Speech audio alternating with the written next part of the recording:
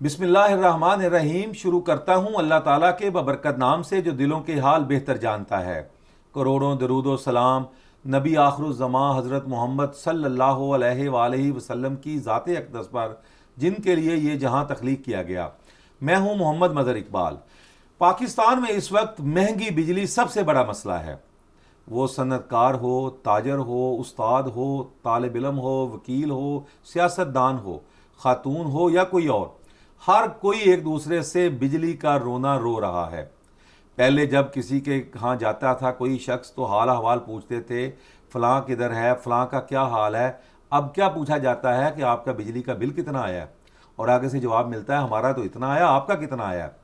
कारोबारी तबका पहली मरतबा महंगी बिजली के खिलाफ सरापा एहतजाज हुआ है और मैदान में इस वक्त IPPs के साथ जो महंगे मुआहदे हैं उनको उन पर नजर सानी का मुतालबा कर रहा है। FPCCI ने गौहर एजाज की सरबराही में एक थिंक टैंक भी बना दिया है जो इन तमाम जो IPPs के मुआहदे हैं उस पर अपना लाहे अमल भी उन्होंने दे दिया है और वो इसके खिलाफ सुप्रीम कोर्ट तक जाने का ऐलान किया है। जमात इस्लामी के सरबराह हाफिज़ नईम ने भी इस्लामाबाद में धरना दिया हुआ है और आज उस धरने का दूसरा रोज़ है। जमात इस्लामी के कारकुनों पर को उन्होंने इस्लामाबाद में धरने की इजाज़त नहीं दी, डी चौक की तरफ नहीं जाने दिया गया। फिर उसके बाद उन्होंने हर जगह पे धरना दे दिया और उसके बाद कल तमाम इस्लामाबाद कंटेनर से सील था। लगता था कि कहीं नो गो एरिया में हम आ गए हैं और ये पाकिस्तान का हिस्सा ही नहीं है। हुकूमत का ये आलम है कि उन्होंने जमहूरियत की दावेदार ये हुकूमत है, उसने दफ़ा 144 लगा दी है कि यानी 5 या उससे ज़्यादा बंदे किसी भी जगह पर इकट्ठे नहीं हो सकते ताकि जमात इस्लामी का एहतजाज रोका जा सके। तहरीक इंसाफ ने भी एहतजाज का ऐलान किया था लेकिन उन्होंने फिर उसको वापस ले लिया। इस वक्त जमात इस्लामी ने इस्लामाबाद से धरना रावलपिंडी मुंतकिल कर दिया। उनका ये कहना था कि जब तक महंगी बिजली पर हुकूमत हमसे मुज़ाकरात नहीं करती, इन पर नज़रसानी नहीं करती, हम यहाँ से वापस नहीं जाएंगे। बिल्कुल ठीक है, एहतजाज हक है। जुल्म तो ये है कि आप एहतजाज भी नहीं करने दे रहे। हुकूमत के वज़रा दो, एक साबिक़ वज़ीर तलाल चौधरी और एक मौजूदा अता तारड़, जिनके बारे में कहा जाता है कि वो फार्म 47 से लाहौर से जीते हैं, वो कह रहे हैं कि समझ नहीं आ रही कि जमात इस्लामी क्यों डिस्टेबलाइज करना चाहती है हुकूमत को, हालांकि मुल्क अच्छा चल रहा है।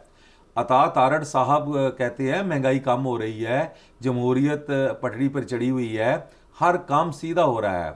अता तारड़ साहब, अवाम मर गई है, आपका काम सीधा हो रहा है। आपके पास वो गाड़ी है, आगे प्रोटोकॉल के साथ आप जाते हैं, आपको क्या।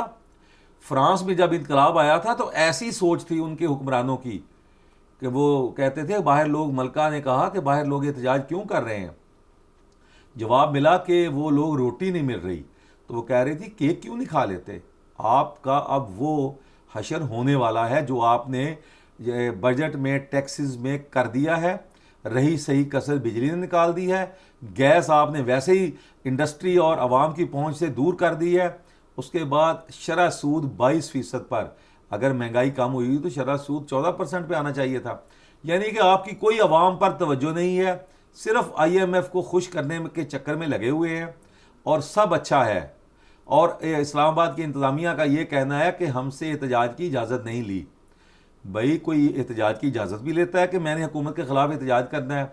हुकूमत ने हमारे जो है हमसे रिस्क छीन लिया है, बेरोज़गारी बढ़ गई है, बिजली महंगी है, लाकानूनियत है और हम एहतजाज करना चाहते हैं, हमें इजाज़त दें। और क्या हुकूमत इजाज़त देगी? ये कहाँ का फार्मूला है कि जी इजाज़त लेनी चाहिए। भाई एहतजाज के लिए कोई इजाज़त नहीं होती। आपने दफ़ा 144 लगाया, उन्होंने वहाँ पर सैकड़ों बंदे इकट्ठे कर लिए जमात इस्लामी ने, आपने 1000 से ज़्यादा लोग पकड़े, पूरा पंजाब जो है वो नो गो एरिया बना रहा। यानी कि आप एहतजाज भी नहीं करने दे रहे। अगर आप उनके एहतजाज को ऐसे ना रोकते तो शायद इतनी उन्हें शोहरत ना मिलती। वो जमात इस्लामी जो है वो एहतजाजी सियासत जो है वो हमेशा बड़े अच्छे तरीके से करती आई है। आपने उनको, अभी तक वो वहाँ पर बैठे हुए हैं और वो कहते हैं हम कुछ लेकर जाएंगे। तीसरी अहम खबर ये है कि जो सुप्रीम कोर्ट ने PTI को मखसूस नशिस्तें देने का कहा है, उस पर अभी तक हुकूमत जो है वो उसको सांप सूंघा हुआ है और वो किसी सूरत ये नशिस्तें देने को तैयार नहीं है। उसके बाद इमरान खान का ये बयान कि दिसंबर के इलेक्शन जल्द हो रहे हैं, यानी कि दिसंबर में इलेक्शन मुतवक्को हैं, कारकुन तैयारी करें। राना सनाउल्लाह ने कहा है कि इसको संजीदगी से लेने की ज़रूरत है। और अब जब हुकूमत इस नशिस्तों पर असम्बली से एक करारदाद सुप्रीम कोर्ट के फैसले के ख़िलाफ़ मंजूर कराना चाहती है, फिर उसके बाद वो कहेगा जी असम्बली ने कह दिया, पार्लियामेंट बालादस्त है, वो इस पर अमल नहीं कर सकते।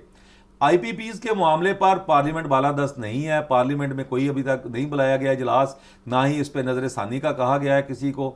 लेकिन जब पीटीआई को नशिस्तें देने पर की बात आई है, सुप्रीम कोर्ट के अहकामात हैं, वहाँ पर सॉवरन गारंटी की कोई बात नहीं हुई, सुप्रीम कोर्ट के अहकामात की कोई बात नहीं हुई कि ये कंटेम्प्ट हो सकती है।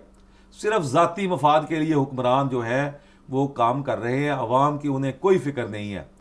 और अगर ये सुप्रीम कोर्ट के अहकामात पर अमल ना हुआ पीटीआई को मखसूस नशिस्तें देने पर, तो अब तो सुप्रीम कोर्ट में छुट्टियां हैं, उसके बाद यकीनन वो उसमें तौहीन अदालत की कंटेम्प्ट पिटीशन दायर करेंगे, फिर उसकी बहस होगी।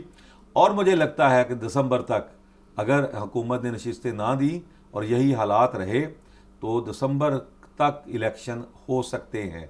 पीटीआई के जो सरबराह हैं बानी पीटीआई इमरान खान, उन्होंने ऐसे ही संदेशा नहीं भेजा, उनको सारी रिपोर्ट दी गई है कि हुकूमत ये करने जा रही है और ये होगा। उन्होंने कहा दिसंबर तक कारकुन इलेक्शन की तैयारी करें और यकीनन ऐसा ही होने जा रहा है। इसी के साथ मोहम्मद मज़हर इकबाल को इजाज़त दीजिए। अल्लाह हाफिज़।